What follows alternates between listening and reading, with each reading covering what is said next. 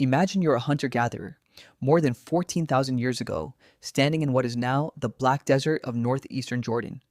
Hunting has been poor for weeks.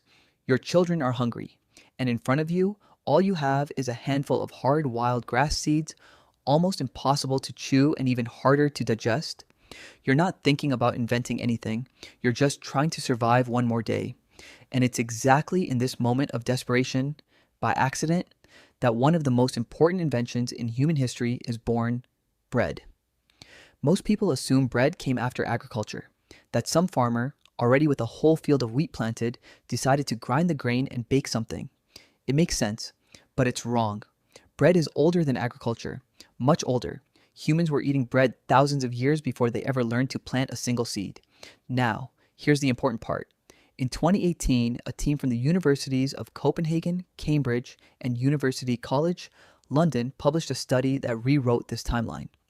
At a site called Shubayqa 1 in Jordan's Black Desert, they found 24 charred food remains inside two ancient fireplaces.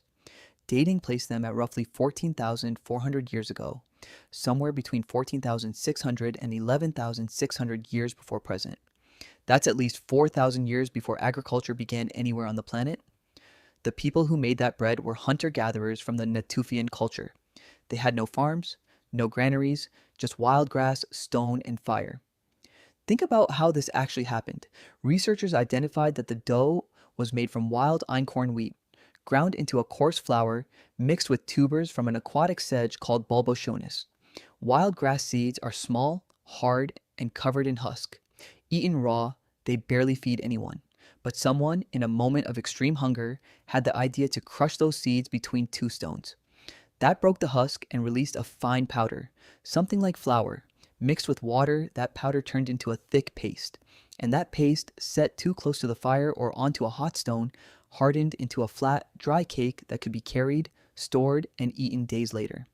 Nobody decided, let's invent bread. Someone just didn't want to waste a bit of leftover flour paste near the fire. And it worked. And what started as an isolated accident didn't stay isolated for long. Whoever discovered that trick showed another member of the group. That person showed their children. The right ratio of water, the exact time near the hot stone, got adjusted little by little, fire after fire, generation after generation, until the accident stopped being luck and became technique. This wasn't even the first time humans ground plants into powder.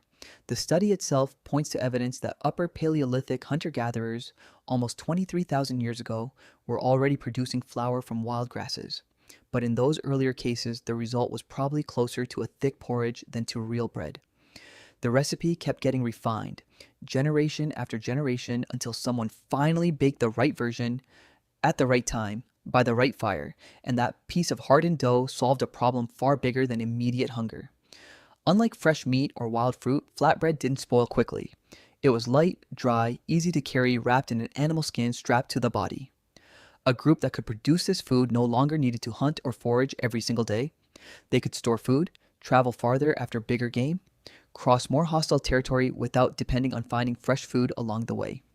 A kitchen accident had just, without anyone intending it, expanded the survival range of an entire group of humans. And here's the twist almost nobody expects. For decades, scientists assumed agriculture came first and bread came after, as a natural consequence of already having wheat on hand. The discovery at Shubayqa 1 suggests the opposite. The study's lead researcher, Amaya Arends Otegui, herself suggested that bread production may have helped drive the agricultural revolution of the Neolithic period, not the other way around. If a handful of wild seeds already produced a food this good, this filling, this easy to store, it makes sense that at some point someone thought, what if we planted more of these near camp instead of walking for miles to find them? Bread may not have been the product of agriculture. It may have been the reason for it. But there was a real cost to this story, and it's important not to romanticize this turn. When humans finally domesticated wheat and came to depend on it as a staple food, the skeletons from that era tell a much less flattering story. Bioarchaeological research shows that early farmers were, on average, shorter than the hunter-gatherers who came before them, with more cavities, more nutritional deficiencies, and more infectious disease, because living near farmland meant living in larger, more settled groups, closer to sewage and to domesticated animals. Trading a varied diet of meat, roots, and wild fruit for a diet based almost entirely on grain was a real blow to the human body. The bread that saved one small, starving group in the desert would, millennia later, push billions of people into harder labor and more fragile health. And yet, bread never went away. It just kept changing. At some point, probably in ancient Egypt, someone left a mix of flour and water sitting out too long before baking it. Wild airborne fungi, what we now call yeast, started feeding on the sugars in that dough and releasing bubbles of gas. Instead of throwing it out, someone baked it anyway. And for the first time, the bread didn't come out flat and hard. It came out light, soft, full of air inside. One more accident, one more discovery nobody planned. But that changed forever the way billions of people would eat from then on. Today, almost every human culture has its own version of bread: naan, tortilla, baguette, sandwich loaf, injera, chapati, pita.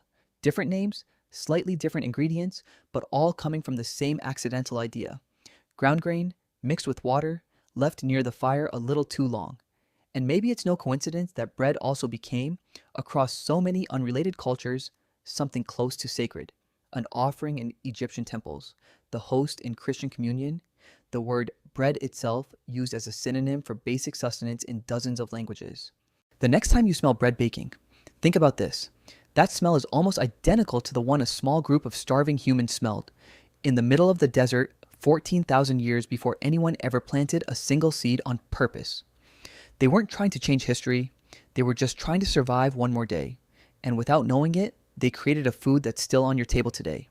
Tell me down below, what's your favorite kind of bread?